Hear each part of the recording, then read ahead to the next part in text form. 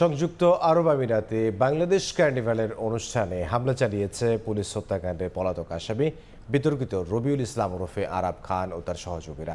হামলায় আহত হয়েছেন যমুনা টিভির আরব আমিরাত প্রতিনিধি মেহেদি রুবেল। এ সময় আরও বেশ কয়েকজন গণমাধ্যম কর্মী লাঞ্ছিত হন।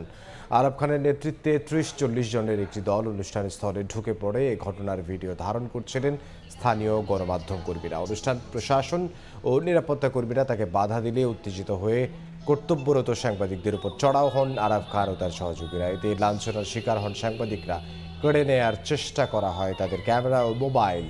আগত অতিথি ও দর্শকরা আতঙ্কিত হয়ে পড়েন। এ সময় আরাব তাকে ঢুকতে না দিলে সবকিছু পণ্ড করে দেওয়ার হুমকি দেন।